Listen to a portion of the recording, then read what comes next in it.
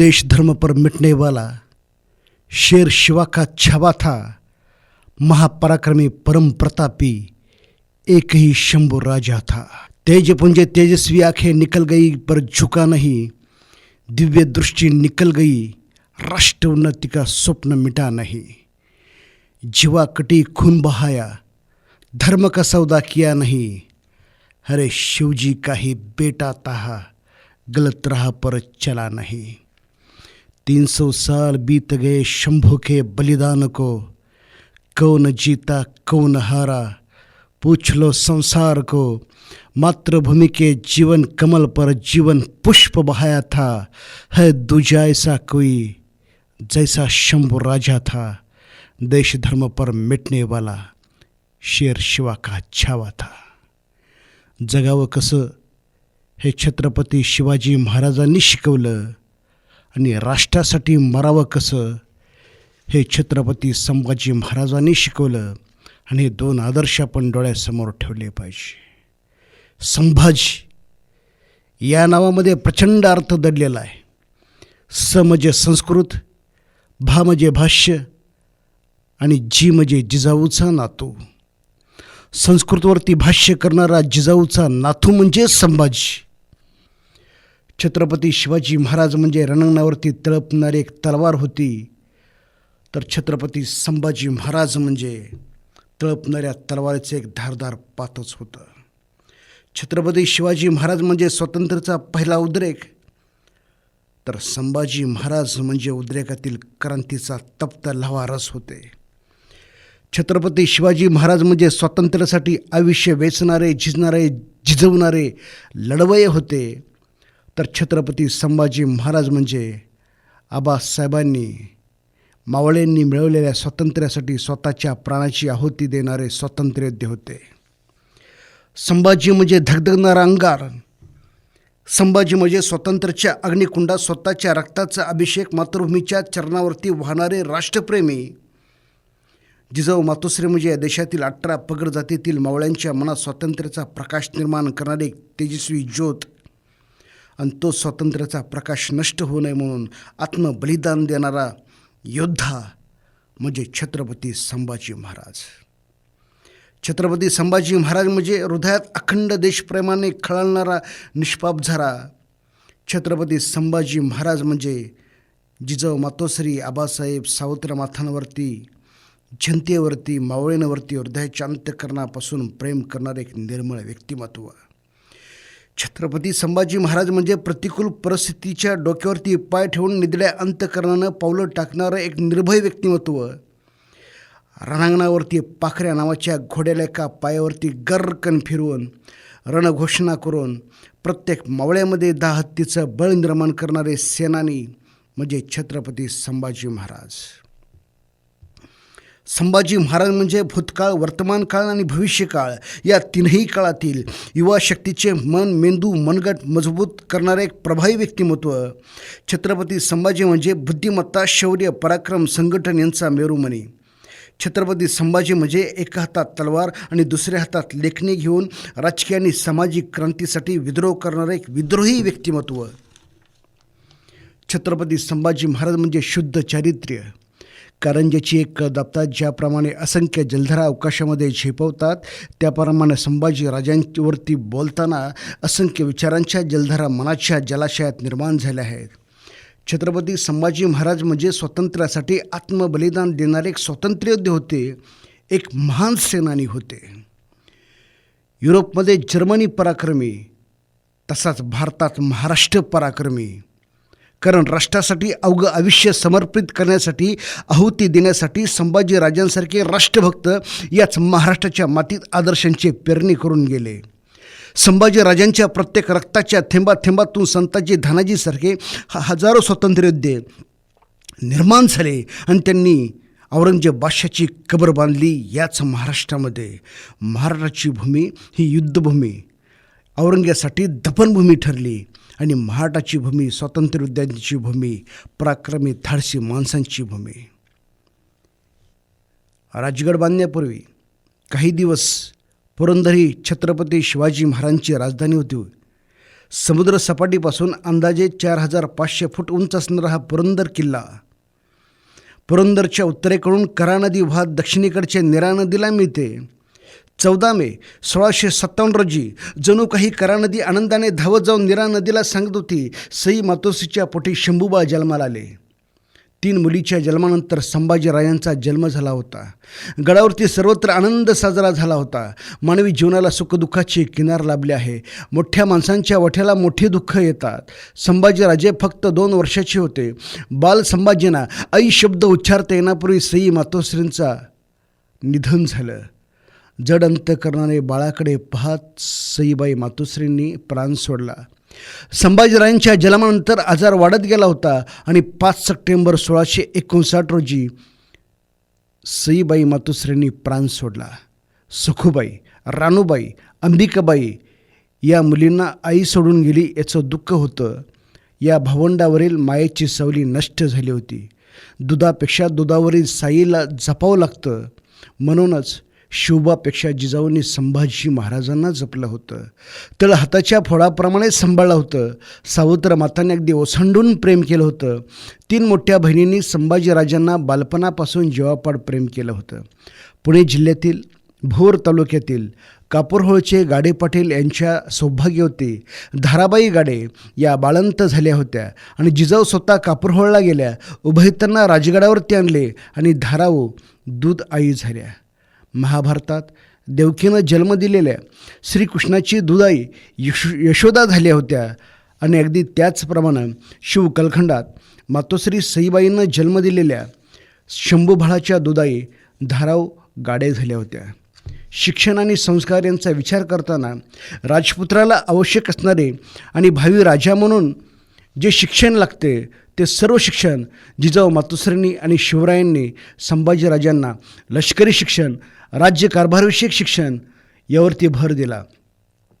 तलवार चालवणं, घोड्यावर बसणं, मल्लयुद्ध खेळणं, धनुष्यबाण चालवणं, भाला फेकणं, दांडपट्टा चालवणं, डोंगर चढणं, उतरणं, युद्ध शिक्षणावरती भर दिला. याशिवाय बौद्धिक शिक्षणासाठी राज्यकारभाराला आवश्यकता असते त्यासाठी राज्यशास्त्र, अर्थशास्त्र, न्यायव्यवस्था, काव्यालंकार, शास्त्रे, पुराणे यांचंही छत्रपती संभाजी महाराजांना शिक्षण देण्यात आलं. छत्रपती शिवाजीराजे अनेक भाषांचे जाणकार अभ्यासक होते. त्याप्रमाणे संभाजीराजेसुद्धा अनेक भाषांचे अभ्यासक होते. मराठी, हिंदी, इंग्रजी, कन्नड, संस्कृत, उर्दू अशा अनेक भाषांचे संभाजीराजे अभ्यासक होते. शिवरायांच्या तेजस्वी इतिहासाला ओजस्वी बनवण्याचं फार मोठं कार्य छत्रपती संभाजीराजांनी केलं. शिवरायांच्या मृत्यूनंतर स्वराज्याचे 9 वर्ष अखंडपणे रक्षण करणाऱ्या छत्रपती संभाजीराजांच्या तलवारीच्या धारेला शिवरायांच्या विचारांचं पाणी होतं. संभाजीराजांना काही इतिहासकारांनी, साहित्यकारांनी, नाटककारांनी, कादंबरीकारांनी, कथाकारांनी बदनाम करून टाकलं. संभाजी म्हणजे रगेल, संभाजी म्हणजे रंगेल, संभाजी म्हणजे व्यसनी, संभाजी म्हणजे चारित्र्यहीन अशा प्रकारे संभाजीराजांची व्यक्तिरेखा रेखाटण्यात आली होती. राजांचे चारित्र्य मलिन करण्यात आले होते. स्वच्छ आणि पवित्र अशा धारोष्ण दुधामध्ये एखादा मिठाचा खडा टाकावा आणि सर्व दूध अपवित्र करून टाकावे. अगदी काही जणांच्या लेखणीने ते काम केलं. परंतु राजहंस पक्षी दूध आणि पाणी एकत्र आले तरी फक्त त्यातील दूधच प्राशन करतो. त्याचप्रमाणे काही खऱ्या इतिहासकारांनी संभाजीराजांचा सत्य इतिहास रेखाटला. मग हा खोटा इतिहास कोणत्या नाराधमाने लिहिला? संभाजीराजांची व्यक्तिरेखा कुणी मलिन केली, कुणी दूषित केली? पहिली सुरुवात केली मल्हारराव रामराव चिटणीस. स्वराज्याचे पहिले चिटणीस बाळाजी आबाजी यांचा हा वंशज संभाजी राजांना संपवण्यासाठी रायगडावरील मंत्र्यांनी जे षड्यंत्र केले त्या स्वराज्यद्रोहात अण्णाजी दत्तो, मोरोपंत पिंगळे, बाळाजी आबाजी, राहुजी सोमनाथ इत्यादी पुराव्यानिशी सापडले. छत्रपती संभाजीराजांनी या सर्वांना हत्तीच्या पायाखाली तुडवून ठार मारले. बाळाजी आबाजीच्या वंशजाच्या मल्हारराव चिटणीसाच्या मनात हाच राग धुमसत होता. संभाजीराजांच्या रामराव चिटणीसाने जी बकरलेली संभाजीराजांबद्दल प्रचंड संताप, राजांबद्दल प्रचंड राग, द्वेष हा माणूस सोडाने पेटला होता. सोडाने पेटलेला माणूस सोडाचेच विचार होते आणि त्याने लिहिलेल्या बखरीमुळे शंभूराजे व्यसनी आणि चारित्र्यहीन ठरले होते. सूर्यासारख्या तेजस्वी माणसावरती काळे डाग लेखणीने लावले होते. नाटककारांनी, कादंबरीकारांनी संदर्भ ग्रंथ म्हणून हीच बखर वापरली होती.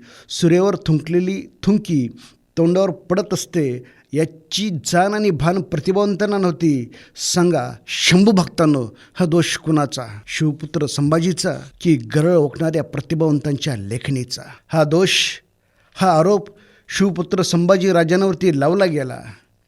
कंसांच्या नामवंत मल्लाचा पराभव करणारा, श्रीकृष्ण यादवास गोपींच्या भाऊपाशात रंगणारा, कपडे पळवणारा म्हणून धर्म मार्तंडांनी पंडितांनी जसं बदनाम केलं, कठोर ब्रह्मचर्य पाळणारे, व्यायाम करून शरीरष्टी कमवणारे श्रीकृष्ण कथा कादंबऱ्यासाठी जसे निवडले गेले, तसेच शिवपुत्र संभाजी राजांना नाटककारांनी निवडले आणि अगदी हाच अन्याय छत्रपती संभाजी महाराजांवरती अगदी झाल्याचं आपल्याला दिसून येतं. छत्रपती शिवाजी महाराजांनी आणि संभाजीराजांनी या दोघा पितापुत्राचं नातं अत्यंत जिव्हाळाचं, मायेचं आणि ममतेचं होतं. छत्रपती संभाजी महाराजांच्या जीवनातील ज्या घटना महत्त्वाच्या आहेत त्यावरती प्रकाश टाकल्यानंतर आपल्याला असं दिसून येतं की शिवरायांनी दक्षिण दिग्विजयाला जाताना संभाजीराजांना महाराष्ट्रात का ठेवले? शिवराय दक्षिण दिग्विजयाला जाताना संभाजीराजांना महाराष्ट्रात ठेवण्यात फार मोठी राजकीय मुत्सद्दीपणा होता. स्वराज्याच्या सीमेवरती औरंगजेबाचा सरदार दिलेर खान याचा स्वराज्याला धोका होता. दिलेर खानाला ससैन्य रोखण्यासाठी संभाजीराजांनी दूरदर्शी स्वभावामुळे तलवार म्यानातून न काढता दिलेर खानाला रोखण्यामध्ये यशस्वी ठरले होते. मी तुम्हाला येऊन मिळणार आहे, पण आमचे आबासाहेब माझ्यावर जबाबदारी सोपवून गेले आहेत. ती जबाबदारी पार पडल्यानंतरच मी तुम्हाला येऊन मिळेल. काबूलपासून कंदहारपर्यंत आणि बंगालपासून गुजरातपर्यंत ज्या मोगलांनी घोड्यांच्या टापाखाली सर्व प्रदेश जिंकला होता, त्या औरंगजेब बादशाला आव्हान दिले होते फक्त छत्रपती शिवाजी महाराजांनी. आणि शिवपुत्र संभाजीला जर आपल्या बाजूनं वळवलं तर मोगल दरबारात आपले वजन वाढेल. संभाजीराजांचा दूत म्हणून ज्योत्याची केसकर दिलेर खानाला भेटले होते. बोलण्याने वाटाघाटीमुळे शिवराय दक्षिण भागात असताना शत्रूला रोखण्यास संभाजीराजे कमालीचे यशस्वी झाले होते. आणि दिलेर खानाला औरंगजेबाच्या स्वराज्यावर आक्रमण करण्याचा आदेश असताना दिलेर खान मात्र स्वराज्याच्या भावी वारसदाराला आपल्याकडे फोडण्याचा दंग होता. शिवरायांनी, संभाजीराजांनी आखलेली राजनीती यशस्वी ठरली होती. हे आजच्या शिवभक्तांनी समजून घेतलं पाहिजे. शिवरायांच्या आदेशाने संभाजीराजे शृंगारपुरात कसे गेले हा इतिहाससुद्धा आपण समजून घेतला पाहिजे. संभाजीराजे शिवरायांच्या आदेशाने छत्रपती शिवाजी महाराज दक्षिण दिग्विजयाला जाताना शृंगारपुरात येऊन राहिले. रायगडावरती पाताळयांत्रिक कपटी सरकारकुणांचा वावर होता. विद्वान, बुद्धिमान, प्रतिभावंत संभाजीराजे रायगडावरील मंत्र्यांच्या डोळ्यात सलत होते. आपल्या माघारी रायगडावर संभाजी महाराजांना धोका आहे हे छत्रपती शिवाजी महाराजांना माहीत होतं. म्हणून दक्षिणेला मोहिमेला जाण्याअगोदर संभाजीराजांना शृंगारपुरात राहण्याचे आदेश देण्यात आले होते. जाण्यापूर्वी अनेक सूचना, चर्चा, मसलत करून छत्रपती शिवाजी महाराजांनी संभाजीराजांचा निरोप घेतला होता. शृंगारपुरात संभाजीराजे आल्यानंतर त्यांनी 18 पगड जातीतील युवा शक्तीला संघटित करून फौज भरती केली होती. संभाजीराजांनी जाणले होते की स्वराज्याचा भक्कम कणा, सुरक्षितेचे कवच म्हणजे घोडदळ आणि पायदळ आहे. हजारो घोड्यांची खरेदी करून एक वेगवान घोडदळ उभा करण्यामध्ये संभाजीराजे यशस्वी झाले. घोडदळातील सैनिकांसाठी आवश्यक ते प्रशिक्षण देण्याची व्यवस्था करणे, युद्धासाठी आवश्यक असणारा शस्त्रसाठा उपलब्ध करणे यावर त्यांनी भर दिला. आज भारतात 50 कोटीपेक्षा युवक युवती आहेत म्हणून भारताला जगाच्या पाठीवरती युवा राष्ट्र म्हणून ओळखलं जातं.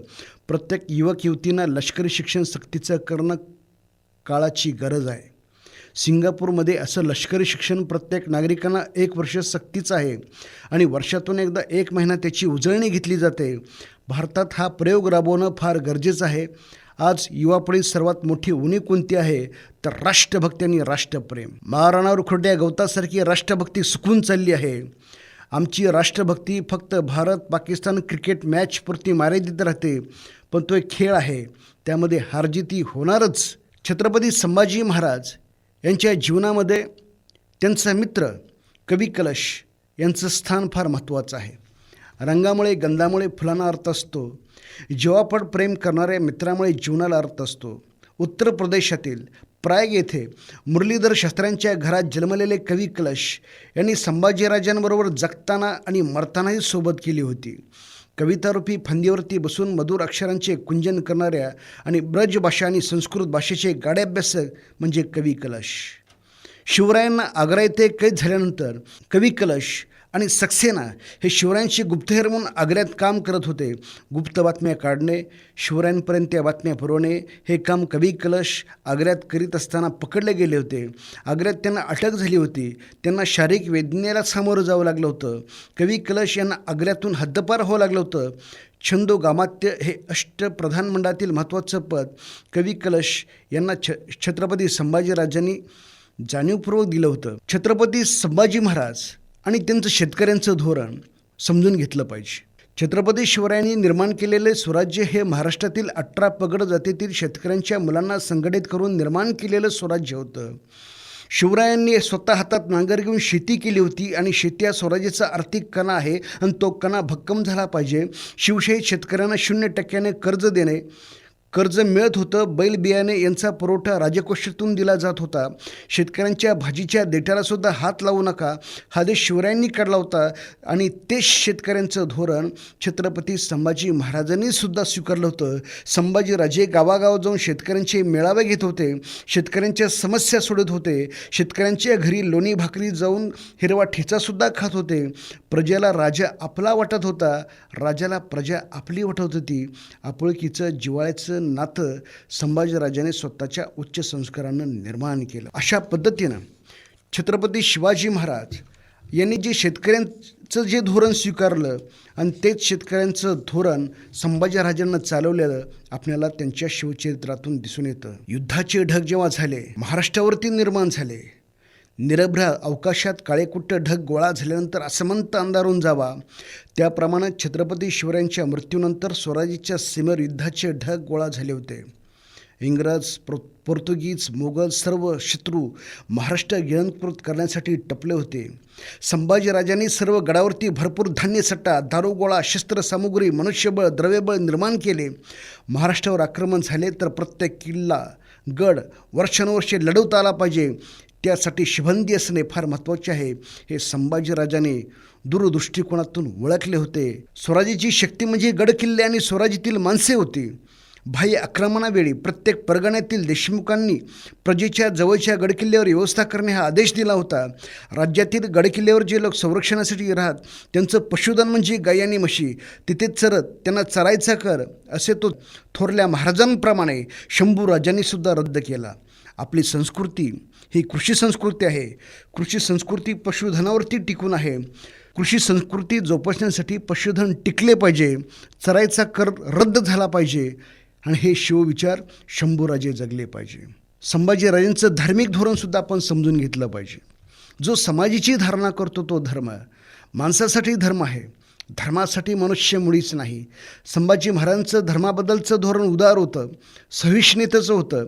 जबरदस्तीनं बाटवलेल्या हिंदूंना मुसलमान करणाऱ्या माणसांबद्दल शिवरायांना जशी चिड होती, व्यक्तीचं धार्मिक स्वातंत्र्य जपलं पाहिजे या मताचे विचारांचे शिवाजी महाराज होते. भविष्यात शिवरायांचं धोरण संभाजीराजाने स्वीकारलं. औरंगाबाद जवळील हर्सुल येथील गंगाधर रंगनाथ कुलकर्णी याला बाटवून मोगलांनी मुसलमान केलं होतं. हा गंगाधर कुलकर्णी संभाजीराजांकडे आला. संभाजीराजांच्या आज्ञेप्रमाणे गंगाधर कुलकर्णीला शुद्धीपूर्वक हिंदू धर्मात घेण्यात आलं आणि अशा पद्धतीनं छत्रपती संभाजीराजांचं एक धार्मिक धोरण उदार होतं, धर्मसहिष्णुतावादी होतं. इंग्रजांसमेत करार करताना माणसांच्या खरेदी विक्रीवरती बंदी घालून प्रत्येक माणसाचं व्यक्तिगत स्वातंत्र्य जपलं होतं. अरबस्थानातून येणाऱ्या जहाजामध्ये जंगी खानावर गुलाम आणण्याची जबाबदारी अरबी सुलतानाने सोपवली होती. मुंबईच्या बाजारातून 200-250 गुलाम म्हणजे स्वराज्यातील गरीब घरची लेकरं आहेत, त्यांना आपण वाचवलं पाहिजे. त्यासाठी संभाजीराजे स्वतः जंगेज खानावरती जहाजावर जाऊन सर्व गुलामांची सुटका करतात. मनुष्य जन्म हा गुलाम म्हणून जगण्यासाठी नाही तर स्वाभिमानाने सन्मानाने जीवन जगण्यासाठी आहे. गुलामाच्या खरेदी विक्रीवर संभाजीराजांनी अब्राहम लिंकनच्या अगोदर बंदी आणली होती. हा इतिहास आपण समजून घेतला पाहिजे. इसवी सन 1608 जन्मलेले जगद्गुरू विश्ववंद्य संत तुकाराम महाराज म्हणजे छत्रपती शिवरायांचे गुरुवर्य. संत तुकारामांना एकूण 42 वर्षाचे आयुष्य लाभले होते. संत तुकाराम महाराजांचे चिरंजीव महादेव महाराज संभाजीराजांना रायगडावरती येऊन भेटतात आणि देहू ते पंढरपूर पालखीसाठी संरक्षण मागतात. संभाजीराजे देहूपासून पंढरपूरपर्यंत सर्व अंमलदारांना पालखी संरक्षण करण्याचे आदेश करतात. शिवरायांनी संत तुकाराम महाराजांना सोने मेना द्रव्य पाठवले होते, पण संत तुकाराम महाराजांनी ते नाकारून सोने आम्हा चांदी मृत्तिके समान या विचारातून निष्काम कर्मयोगाचे दर्शन घडवले होते. संभाजी महाराजांनी पालखी मार्गावरील सर्व गावच्या अंमलदारांना संरक्षण आणि मदतीचा आदेश काढला होता आणि आजही महाराष्ट्र शासन पालखी मार्गावरील ग्रामपंचायतीसाठी विशेष निधी म्हणून सर्व सुविधा पुरवतात आणि हेच धोरण 350 वर्षापूर्वी छत्रपती संभाजी महाराजांनी राबवलं होतं. 16 जानेवारी 1681 रोजी छत्रपती संभाजीराजांचा राज्याभिषेक करण्यात आला. संभाजीराजे अधिकृत छत्रपती झाले. शिवरायांच्या राज्याभिषेकाला विरोध झाला होता, तसं संभाजीराजांच्या राज्याभिषेकाला विरोध झाला नाही, कारण संभाजीराजे मोरोपंत अण्णाजी दत्तो या मंत्र्यांना पन्हाळगडाच्या अंधारकोठडीत टाकतात. तिथे आपण कोण हा प्रश्न सर्वसामान्य ब्रह्मवृद्धांसमोर उभा राहिलेला असणार. अशा पद्धतीनं छत्रपती संभाजी महाराजांचा राज्याभिषेक या महाराष्ट्रामध्ये संपन्न झाला. जेव्हा औरंगजेब बादशाहाने या महाराष्ट्रावरती आक्रमण केलं आणि संभाजीराजे म्हणाले, अरे येऊ दे त्या औरंग्याला, रायगडच्या पायथ्याशी त्याला गाडून टाकतो. आणि या संभाजी महाराजांनी औरंगजेब बादशाहाला सळकी पळो करून सोडले. औरंगजेब बादशाहानं एक दिवस आपल्या मुकुटावरील किमांश फेकून दिला. हा इतिहाससुद्धा समजून घेतला पाहिजे. अखिल हिंदुस्थानाचा बादशाह असणाऱ्या औरंगजेबाच्या किमोश म्हणजे हिरे माणिक पाचोने सजवला होता. तो किमोश औरंगजेबाने फेकून दिला. तेथील माणिक मोठी तुटून जमिनीवर पडले. त्याचं कारण म्हणजे संभाजीराजे औरंगजेबाला 10 पटीनं त्रासदायक ठरले. संभाजीराजांच्या सैनिकांनी मोगली सैन्याला परेशान करून टाकलं होतं. छत्रपती संभाजी महाराजांनी औरंगजेब बादशाहाविरुद्ध एक आक्रमक युद्धनीतीचा वापर केला होता. औरंगजेबाकडे फार पराक्रमी सरदार असूनसुद्धा एकही विजय मिळत नव्हता. जोपर्यंत संभाजीला पकडत नाही तोपर्यंत मी किमांश डोक्यावरती परिधान करणार नाही, ही औरंगजेबानं प्रतिज्ञा केली होती. आपले सरदार आपल्याकडे ज्यावेळी भेटायला येतील त्यावेळी त्यांना संभाजीला पकडण्याची जाणीव होत राहावी, यासाठी औरंगजेबानं किमांश फेकून दिला होता. किमांशमधील 5 मोती तुटले होते, पण मराठ्यांची स्वराज्यावरील निष्ठा तुटली नव्हती. माणिक मोती हिरे फेकून दिल्यामुळे विखुरले गेले, पण संकटित होती इथली 18 पगड जातीतील शक्ती. औरंगजेब स्वातंत्र्य हिरावून घेण्यासाठी लढत होता, तर महाराष्ट्रातील माणसे स्वातंत्र्य जपण्यासाठी लढत. परंतु एक दिवस रायगडावरील धर्ममार्तंड फितूर झाले. रायगडावरून संभाजीराजे विशाळकडे निघाले होते. रायगडावरील धर्ममार्तंड औरंगजेबाला बातमी देण्यासाठी निघाले, कारण त्यांच्या बापजाद्यांना हत्तीच्या पायी देऊन संभाजीराजांनी ठार केलं होतं. औरंगजेबाला खबर मिळाली. गद्दारांनी गद्दारी केली आणि औरंगजेबाचा खलिदा कोल्हापूर परिसरातील मुकरब खानाला प्राप्त झाला. जहागीरदार रायगड सोडून विशाळगडाच्या मुलखाकडे आला आहे आणि 55 वर्षाचा मुकरब खान 3000ची फौज घेऊन वेगाने अनुस्करा घाटातून संगमेश्वराच्या दिशेने आला. वाट दाखवणारे वाटाडे होते. कोल्हापूर रत्नागिरी मार्गावर आंबा घाटात 7000ची फौज होती. त्या फौजेला चुकवून येण्यासाठी अनुस्करा हा बिकट घाटातून मुकरब खानाने फौज संगमेश्वरमध्ये आणली. छत्रपती संभाजीराजे समेत 70 वर्षाचे सेनापती मालोजी घोरपडे होते. कवी कलश होते, संताजी होते, धनाजी होते, 1200 घोडेस्वार होते. हरकऱ्याने बातमी आणली होती, दुश्मन अनुस्करा घाटून संगमेश्वराकडे आला आहे. संभाजीराजांनी 1200पैकी 800 घोडा येसुबाईंच्या रक्षणासाठी देऊन महाराणी येसुबाईंना चिपळूणच्या मार्गे मार्गस्थ केले आणि स्वतःजवळ फक्त 400 घोडा ठेवला. 3000 विरुद्ध 400 अशी लढाई नीतीने संभाजीराजांपुढे ठेवली. कुतुबशाहीतील पराक्रमी सरदार मुकरब खानाने त्याचा मुलगा सलीम यांनी संपूर्ण संगमेश्वर वेढलं होतं. शिवरायांच्या तालमीत तयार झालेले कणखर लढाई योद्धा म्हणजे सेनापती मालोजी घोरपडे 70 वर्षाची उंमर विसरून या लाडक्या राजाला शत्रूपासून वाचवण्यासाठी जीवाचा आकांत्य करत होते. संभाजीराजांना होणारा वार स्वतःच्या अंगावरती घेऊन सेनापती मालोजी घोरपडे शहीद झाले आणि शेवटच्या श्वासापर्यंत स्वराज्याची आत्मनिष्ठेने सेवा केली. यापूर्वी संताजी, धनाजी, खंडू बल्लाळ यांनी राजांना येसूबाईच्या रक्षणासाठी पाठवलं होतं. राजांजवळ 100-125 मावळे उरले होते. प्रेतांचा ढीग रचला जात होता. कवी कलश आणि राजे जखमी झाले होते. इखलास खानाची 2000ची ताज्या दमाची फौज मदतीला दाखल झाली. संपूर्ण फौज विभागली गेली. हातात 2 समशेर घेऊन संभाजीराजे लढत होते. संभाजीराजांच्या वाड्याभोवती वेढा पडला होता. 60-70 पठाणभोवती आणि मध्ये संभाजीराजे. धक्कांचा छावा कसा असतो, तो लढतो कसा, याचं मूर्तिमंत उदाहरण संभाजीराजांच्या रूपाने समोर उभं होतं. जो वार करण्यासाठी पुढे येत होता, डोळ्याचं पातन लावतं, तो धाडकन मोगली सैनिक खाली कोसत होता. स्वातंत्र्ययोद्धा संभाजीराजे लढत असताना थक्कपणे मोगल सैनिक पाहत होते. पकडायचे तर हात, पकडायचे तर आहे, पण धाडस कोण करेना.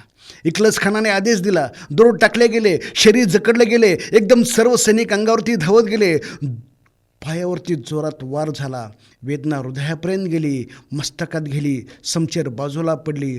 वाडा सुन्न झाला. शस्त्री नदी खिन्न झाली. वारा एकदम शांत झाला आणि महाराष्ट्राचा शंभूराजा कैद झाला. रयतेचा राजा कैद झाला. छत्रपती संभाजी महाराजांना औरंगजेब बादशाहसमोर उभा केलं. औरंगजेबाच्या मनातील विचार असा होता की संभाजीराजांना पकडल्यावर महाराणी येसूबाई सर्व मागण्या पूर्ण करतील. पण संभाजीराजांनी प्रथम सांगितलं होतं की माझ्या माघारी महाराष्ट्राचे रक्षण करा. औरंगजेब स्वतःप्रमाणे संभाजीराजांना समजत असावा, परंतु महाराष्ट्रातील संभाजीराजांचे राज्य हे केवळ भोसल्यांचे राज्य नव्हतं, तर ते रयतेचं राज्य होतं. शेकडो वर्षाच्या पारतंत्र्यानंतर स्वातंत्र्याचा सूर्य छत्रपती शिवरायांमुळे पाहायला मिळाला होता आणि तो स्वातंत्र्याचा सूर्य अस्ताला जाऊ नये म्हणून मरण स्वीकारण्यासाठी संभाजीराजे तयार झाले होते. शेकडो वर्ष मोगलांच्या टापाखाली भरडला गेला होता महाराष्ट्र, चिरडला गेला होता महाराष्ट्र, आणि याचं महाराष्ट्राला छत्रपती शिवाजी महाराजांनी स्वातंत्र्याचा सूर्य दाखवला होता. आणि स्वातंत्र्याचा प्रकाश कायम दाखवण्यासाठी, राहण्यासाठी, पारतंत्र्याचा अंधकार पुन्हा पडू नये म्हणून स्वातंत्र्यासाठी आत्मबलिदान देणारा छत्रपती संभाजी महाराजांची हजारो संभाजी त्यांच्या रक्तातून या महाराष्ट्रामध्ये निर्माण झाले आणि त्यांनी औरंगजेब बादशाहची कबर याच महाराष्ट्राच्या भूमीत बांधली. हा संभाजीराजांचा आत्मविश्वास होता. त्या विचारांच्या दिशेने हा स्वातंत्र्ययोद्धा पावले टाकत होता. छत्रपती संभाजीराजांनी 40 दिवस अनंत यातना सहन केला. यातनांचे, वेदनांचे रूपांतर सामर्थ्यात झाले होते. संभाजीराजे स्वातंत्र्यासाठी आत्मबलिदान देण्यास सिद्ध झाले. मृत्यूच्या उंबरठ्यावरती महाराष्ट्राचा राजा पाहून महाराष्ट्र घैवरला. कळ्या कठीण पत्थरांचा, पाषाण पर्वतांच्या दक्कनही शहारला. एका शंभूराजांच्या बलिदानातून, रक्ताच्या प्रत्येक थेंबातून महाराष्ट्राच्या मातीत शंभूराजे निर्माण झाले. राष्ट्रभक्तीची प्रेरणा महाराष्ट्रातील मर्द मावळ्यांच्या मनात, हृदयात निर्माण होण्यासाठी छत्रपती संभाजीराजांनी वेदनेचे विष प्राशन केले. रणांगणावर उतरण्याअगोदर शूरयोद्धा आपण मेलेले आहोत, मरण पदार्थ असं उतरून रणांगणात ते उतरत असतो. तीच शूरयोद्ध्याची भावना छत्रपती संभाजीराजांच्या हृदयात जोपासली होती. यातनांचा पाऊस अंगावरती कोसळताना संभाजीराजांच्या शरीरात, धमन्यात, रक्तात, मनात सहनशक्तीचं कवच निर्माण झालं. त्याचं कारण आहे प्रखर राष्ट्रभक्ती. खरंच देश धर्म पर मिटनेवाला, शेर शिवा का छवा था, महापराक्रमी परमप्रतापी एक ही शंभूराजा था. 1 फेब्रुवारी ते 11 मार्चपर्यंत संभाजीराजांचा निर्दयपणे छळ करून जीभ, डोळे, कान, त्वचाकडून त्वचेवरती मिठाचं पाणी, गरम पाणी मारण्यात आलं होतं. मृत्यूच्या अखेरच्या दिवशी उडूबुद्रक भीमा नदीच्या काठावरती अमावस्येच्या दिवशी हातात वाघनखे, कुऱ्हाडी घेऊन 5 दैत्य उभे होते. अंगामध्ये वाघनखे घुसून त्वचा फाडण्यात आली. बोकड सोलावं तशी अंगावरची कातडी सोडली होती. संभाजीराजे दातात दात घुसून सर्व काही सहन करत होते. अंगावरील कातडी सोडल्यानंतर त्यावर मिठाचे पाणी मारण्यात आले. शरीर थड थड थड थड थड उडत होते. एक हैवान पुढे आला. कुऱ्हाडीची धारदार पातं मानात घुसवलं. रक्ताची चिळखंडी उडली. मुंडी अर्धी तुटली. दुसरा घाव घातला. शिराने धड वेगळं झालं. 11 मार्च 1689 रोजी संभाजीराजांचा अंत झाला. खरंच जगावं कसं हे छत्रपती शिवाजी महाराजांनी शिकवलं आणि राष्ट्रासाठी मरावं कसं हे संभाजी महाराजांनी शिकवलं. आणि 2 आदर्श आपण डोळ्यासमोर ठेवले पाहिजे. मुख्या मनाने किती उधळावे शब्दांचे बुडबुडे, हरे मुख्या मनाने किती उधळावे शब्दांचे बुडबुडे. छत्रपती संभाजीराजे तुमचे पवाडे गाऊ, पुढती तोफांचे चौगाडे, पुढती तोफांचे चौगाडे, पुढती तोफांचे चौगाडे. जय हिंद, जय महाराष्ट्र.